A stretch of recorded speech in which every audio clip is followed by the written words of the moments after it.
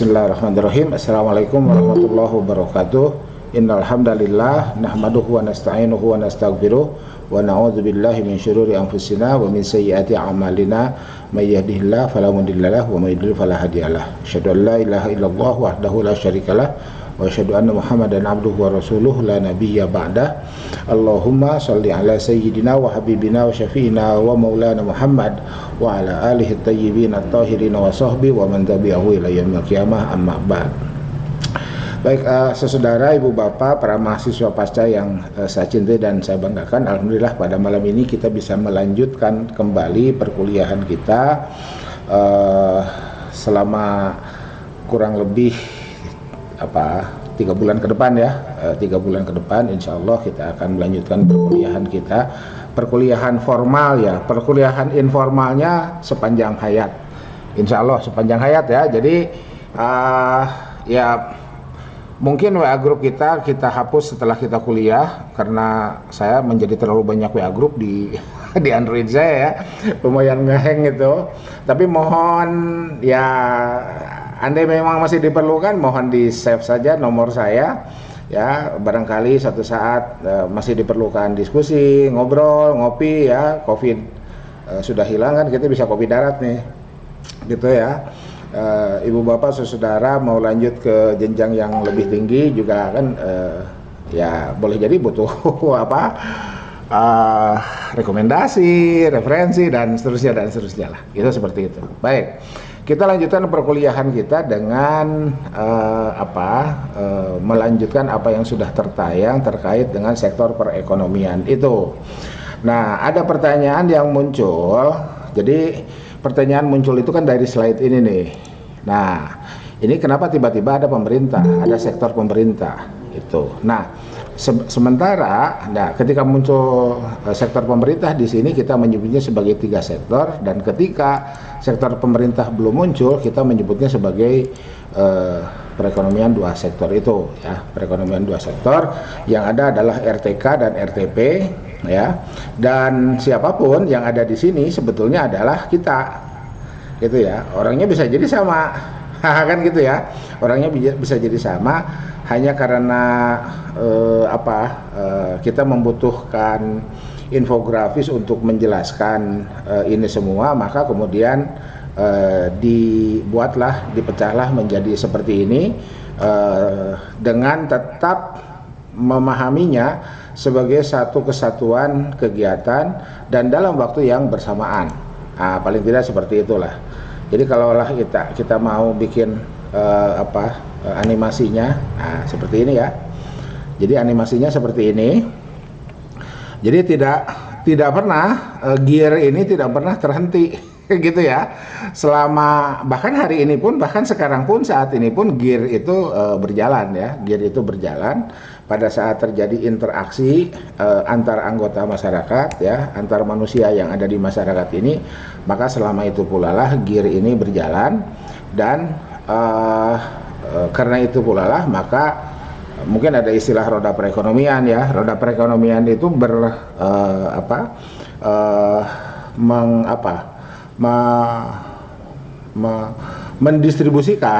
mendistribusikan apapun yang terjadi di dalamnya, baik berupa produk dan jasa, baik berupa produk itu berupa barang ataupun jasa itu ya. Jadi produk itu kan barang dan jasa ya. Ini produk itu sekaligus imbal baliknya yang disimbolkan oleh uang itu. Nah, tempat bertemunya antara aliran permintaan dan penawaran itu kita sebut sebagai pasar ya. Ketika yang diminta adalah produk, maka disebut dengan istilah pasar produk. Tetapi ketika yang dimintanya dan yang ditawarkannya adalah faktor yang menghasilkan produk, atau yang sering disebut dengan faktor produksi. Jadi saya menggunakan bukunya Samuelson. Di buku Samuelson and Nordhaus itu, buku tersebut menyebutnya sebagai pasar faktor. Jadi disingkat ya, itu seperti itu. Nah, ketika ada harapan, teorinya pasar itu berlaku efisien ya.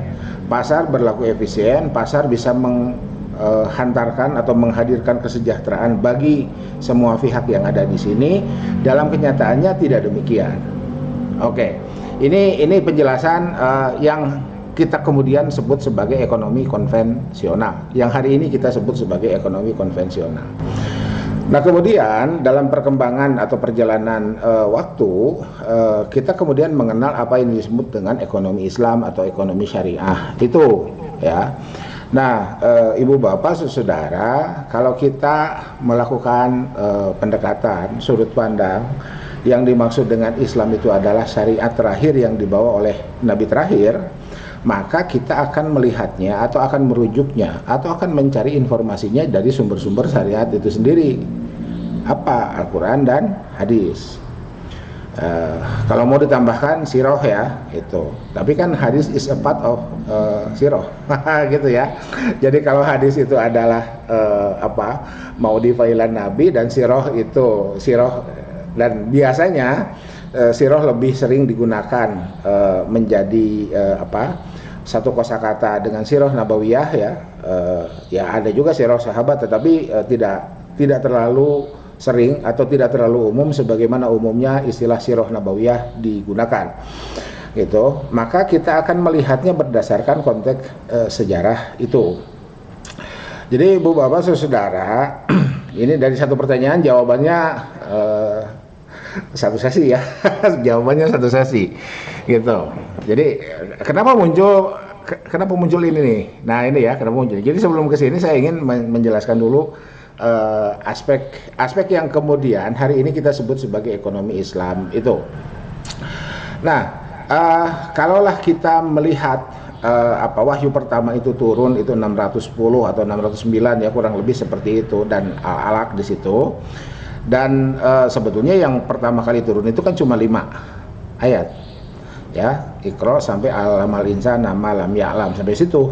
Ya, nah ayat 6-nya kala innal insana layat wa arrahu stagna dan seterusnya itu sampai wasjud waqtarib itu sebetulnya tidak bersamaan dengan turunnya 5 ayat pertama, tetapi itu tetap masih dalam periode awal ya. Jadi kalau kita rujuk sumber-sumber sejarah, sumber-sumber sirah termasuk hadis nabawi, tidak ditemukan informasi kapan ayat 6 sampai dengan wasjud waqtarib itu turun. Kita buka coba tafsir, tidak ditemukan ya. Oleh karena itu ya sudah, kita terima, taken for granted, dan jadilah hari ini kita bisa baca dalam satu mushaf yang sampai kepada kita hari ini ya, dengan mengabaikan temuan kaum revisionis. Sekarang ada kaum revisionis ya, ada mazhab revisionis, dan para ilmuwan Islam juga masuk di situ. Seperti apa mazhab revisionis ya, nanti kita bicara lebih jauh lah ya. Itu. Mari kita lihat sekarang ayat ke-6 dan selanjutnya itu, atau paling tidak di ayat 3 pertama setelah ayat 1 sampai 5 turun. Kala innal insana layatgha ar-ra'ahu stagna. Atau mungkin 2 ayat lah sampai itu ya, sampai situ. Di situ ada kosakata istigna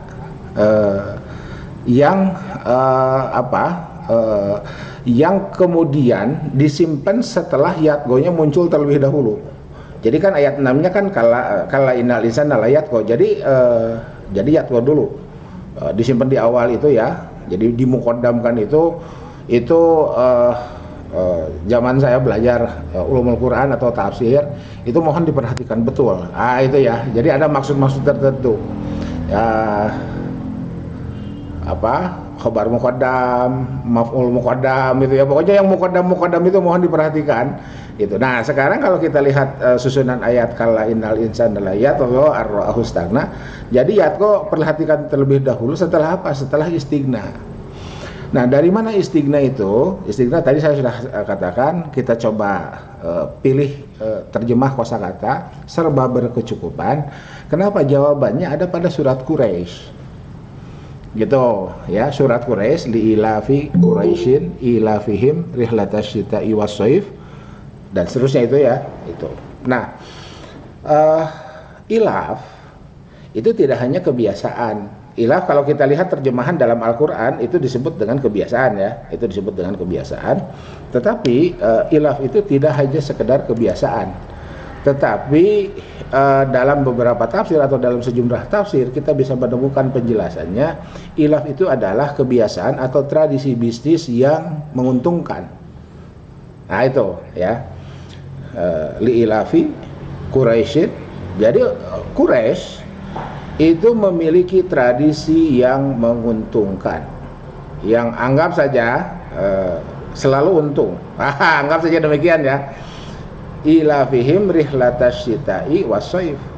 Rihlatash syita'i wassaif, rihlatash syita'i ekspedisi musim dingin ke wilayah selatan, ke Yaman, wassaif, dan ekspedisi musim panas ke wilayah yang lebih dingin, ke Syam, ke utara ya. Bisa ke utara, bisa ke barat laut, agak ke barat laut sebetulnya ya, utara barat laut ya, atau timur laut. Nah, itu wilayah Syam itu the fertile crescent ya, hilal subur itu yang hari ini ya sebelah utara Irak, Suriah, Yordan, Palestina, dan sebelah timur Mesir, dan ada beberapa wilayah barat Iran ya. Itu seperti itu kalau kita lihat dalam atlas sejarah Islam, itu seperti itu. Nah,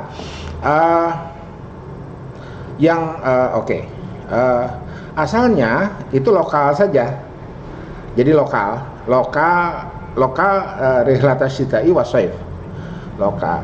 Nah, kemudian kapan rihlatash syita'i wassaif itu menjadi jadi andai kita menemukan andai kita menemukan narasi terkait dengan multiplier effect dalam setiap transaksi bisnis, maka dengan rihlatash syita'i wassaif ini kita bisa membuat narasi tambahan. Apakah double multiplier effect? Jadi multipliernya didobelkan ya, mau didoublekan terserah atau mau dikuadratkan juga terserah. Nah, ketika Abdul Manaf, jadi kan mohon dihafal tuh leluhur Nabi ya, Muhammad ibn Abdullah ibn Abdul Muthalib ibn Hashim ibn Abdul Manaf, itu ya. Nah, Quraisynya sendiri siapa? Fihr, yang lebih ke atas lagi ya itu. Itu. Nah, Abdul Manaf. Jadi dalam sejumlah sumber yang saya temui, yang saya baca, Abdul Manaf itu ternyata beliau adalah seorang profesional, pebisnis profesional. Ya, mohon jangan dihitung, jangan menggunakan ukuran profesional zaman sekarang ya, pantun ukurannya mana dan sebagainya. Enggak. Pokoknya seperti itulah informasinya ya. Mau dibuat narasi baru silahkan. Nah, yang melihat peluang apa? Peluang dari perang tak berkesudahan antara Romawi dan Persia. Ya, jadi kalau ibu bapak, saudara melihat tayangan YouTube saya yang lain terkait dengan perang Romawi dan Persia yang tak berkesudahan itu, dan wilayah Persia secara geografis berada dalam jalur darat ekspedisi jalur sutra, the Silk Road ya, Thoriqul Harir, bahasa Arabnya Thoriqul Harir ya. Dan istilah Silk Road itu baru abad 17 dimunculkan ya. Jadi istilahnya baru abad 17 dimunculkan, tetapi fakta sejarahnya ya sejak terjadinya ekspedisi bisnis dari Tiongkok ke Romawi, yang kalau menggunakan jalur darat itu melalui wilayah Persia. Dan kebayang kan Persia dan Romawinya Persia dan Romawinya berperang tak berkesudahan, bahkan masuk dalam Al-Quran ya, dalam surat Ar-Rum itu masuk dalam Al-Quran, dalam surat Ar-Rum. Nah, Abdul Manaf melihat peluang ya, dalam salah satu sumber yang nanti saya sebutkan lah. Jadi artikel jurnalnya belum terbit juga, saya sudah tuliskan dalam satu artikel jurnal dan sudah saya kirimkan ke salah satu jurnal Sinta 2 yang ada di Indonesia ini, tapi masih wala salam wala kalam Nanti insya Allah kapan-kapan saya sampaikan, atau mudah-mudahan juga terbit ya. Kalau terbit ya silahkan dibaca. Abdul Manaf kemudian usul ke Kaisar Romawi pada saat itu. Tidak disebutkan siapa kaisarnya karena mungkin sumber sejarahnya sumber yang saya rujuk tidak begitu lengkap, tetapi kita bisa melihat dalam timeline Romawi pada saat Abdul Manaf hidup, dan Abdul Manaf hidup itu sekitar 200 tahun sebelum Muhammad bin Abdullah diangkat menjadi nabi. Nah, kita bisa menebak siapa saja kaisar yang hidup pada saat itu. Nah, singkat cerita, usul Abdul Manaf disetujui. Pindahkan jalur atau ada alternatif jalur sutra lain melalui laut. Nah, gitu ya. Jadi kalau misalkan harus pakai peta, enak ya.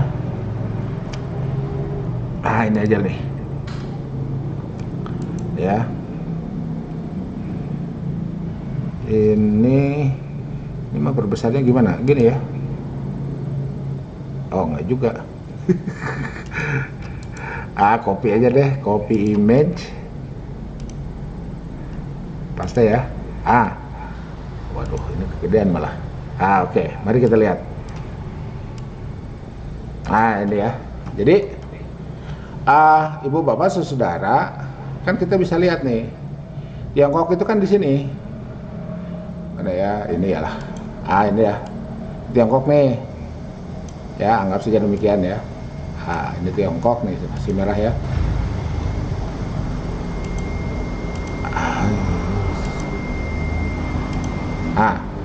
Ini ya, ini Tiongkok.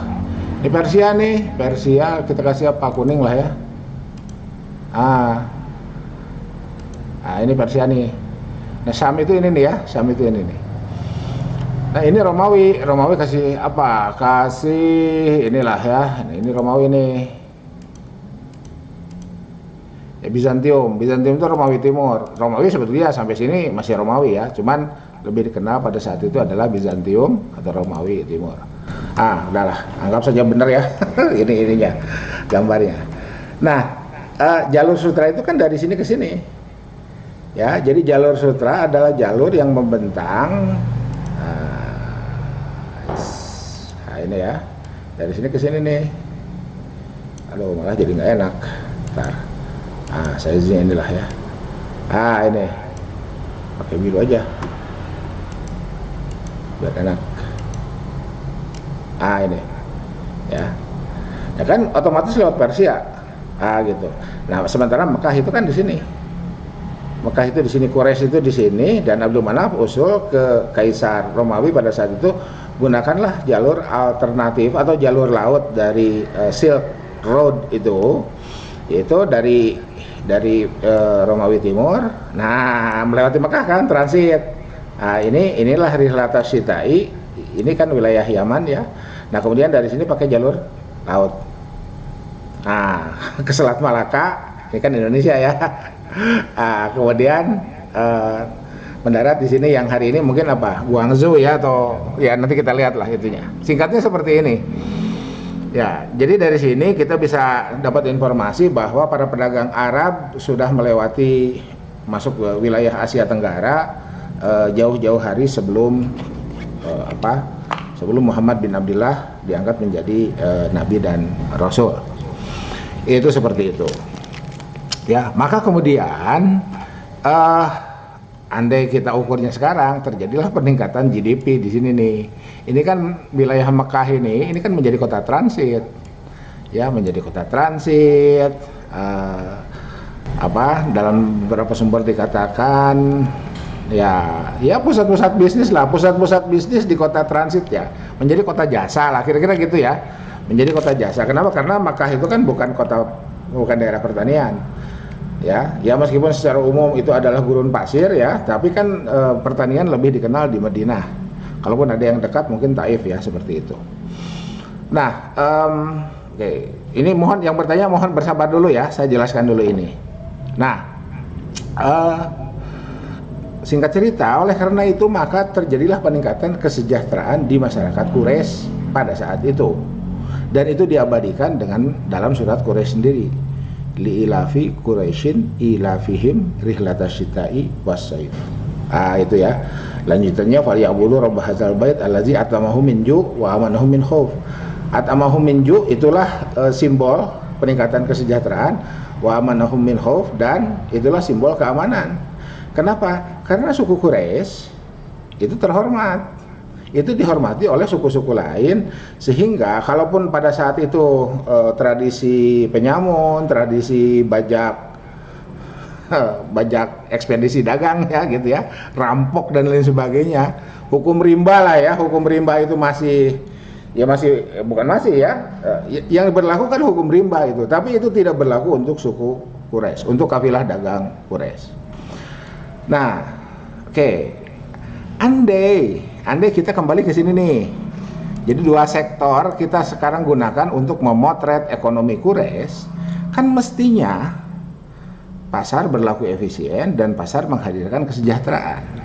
Semua orang yang hadir di daerah situ itu tersejahterakan. Kalau kita melihat circular flow ini, ya, ini semua orang berpeluang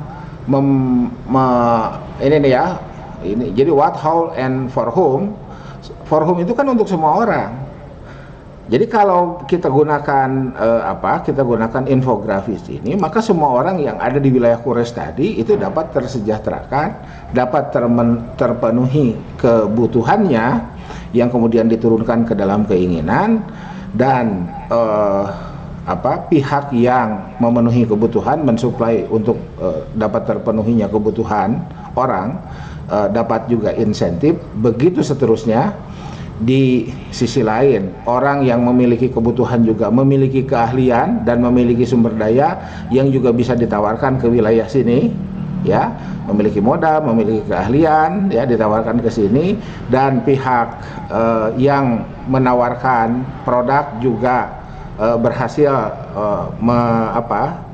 menyerap apapun yang ditawarkan di pasar faktor ini, ya, di tempat yang kemudian kita sebut sebagai pasar faktor, yang ini adalah tiada lain pasokan dari orang yang sama juga, anggap saja demikian, yang memiliki sumber daya itu, sehingga terjadilah terjadilah pergerakan atau terjadilah perekonomian, aktivitas perekonomian, dan itu mensejahterakan semua pihak. Nah, dalam kenyataannya, ibu bapak saudara, ada konsep lain, dan ini kita terima ketika kita mempelajari ekonomi mikro. Apa? Self interest. Di situ mulai itu, ya. Jadi ketika masuk, ketika rasionalitas itu kita masih optimis pasar bisa mensejahterakan, ya. Tapi ketika kita masuk self interest, nah di situ muncul pesimisme. Apa? Karena self interest itu sangat berdekatan atau hanya dibatasi oleh satu dinding tipis dengan selfish, egois. Nah, ketika sudah egois, yang asalnya rasionalitas itu berubah menjadi self rasionalitas. Gitu ya. Itu. Ya. Jadi yang asalnya rasionalitas berubah menjadi self rasionalitas. Yang asalnya self interest berubah menjadi selfish. Itu. Kenapa kita menjadi pesimis ketika ketika rasionalitas berubah menjadi self rasionalitas? Karena ukurannya yang asalnya tadi itu common sense, itu berubah menjadi masing-masing individu punya ukuran rasionalitas tersendiri. Gitu ya. Itu. Jadi ya rasional menurut gue belum tentu rasional menurut lo, kan gitu. Gitu. Oh, gimana caranya saya mengakses ganti device? Gimana caranya? Live aja nanti masuk lagi lah, gitu ya. sorry gaptek. Belum bisa gabung, saya udah device satu lagi. Oh gitu, gimana ceritanya? Sebentar. sorry. Waktu udah kehabisan baterai di. Oke, sorry. Saya pause dulu. Sorry. Oh, tadi nggak terekam ternyata. Pausnya belum dipajukan lagi. Oke, nah biar terekam. Jadi la yahtakir illa khoti. Kenapa khoti yang kemudian disarah menjadi asim? Karena tujuan yahtakirnya ini kita liyakilla fayag luar. Ah, ini ya.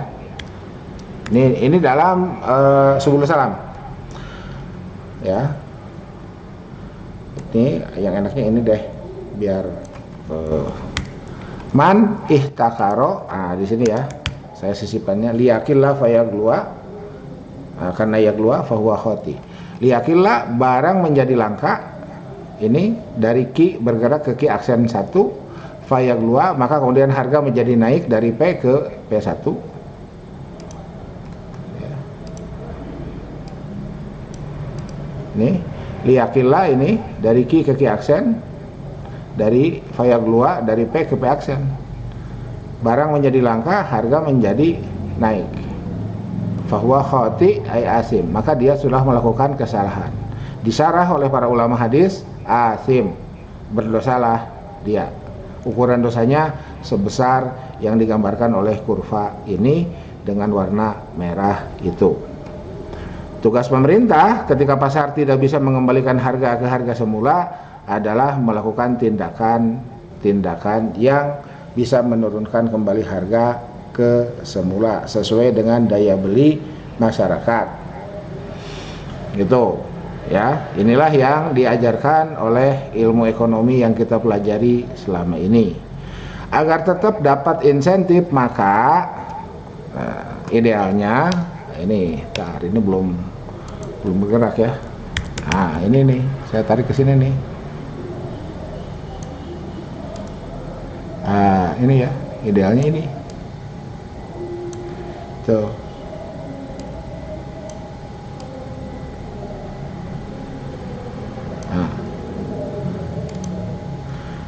Ini dari ki aksen bergerak ke ki aksen 2. Ini semua dapat insentif, semua senang, semua berbahagia, pasar efisien. Gitu, Ibu Bapak, penjelasannya, gitu ya. Selebihnya silahkan dibaca. Saya pikir cukup ya jawabannya untuk refreshing malam ini, refreshing aja. Saya ingin mengingatkan itu ini nih, mana ya? Oh, bukan. Ini ya. Tugas terstruktur ini diambil dari silabus, tugas mandiri diambil dari apa yang akan ditulis dalam tugas akhir, baik skripsi, tesis ataupun disertasi. Nah, gitu ya. Itu. Untuk terstruktur saja saya lebih menyarankan ambillah topik atau tema yang terkait dengan tesis ataupun disertasi. Jadi kalau terstruktur saja sudah seperti itu, untuk mandiri saja saya sudah menyarankan ke sana, apalagi kalau terstruktur. Gunanya untuk apa? Untuk melatih Ibu Bapak membuat narasi dan untuk menyiapkan agar nanti kita nggak susah lagi mencari bahan. Begitu. Oke, ya, itu ya, selesai kuliah kita.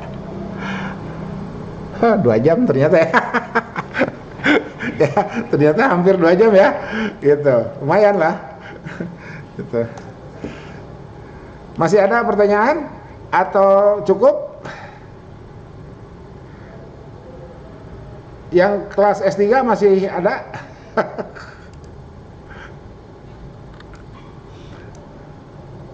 Mungkin yang S3 sudah ini ya, karena ada juga yang malah dari Indonesia Timur itu. Indonesia Timur kan sekarang udah jam berapa? Jam 12 ya. Gitu. Oke, cukup? Halo? Neng Nur Anissa, Ica, Tika, Salma, siapa lagi nih? Ini saya pengen melihat semuanya, gimana caranya ya? Ubah tata letak. Oh, ini ternyata.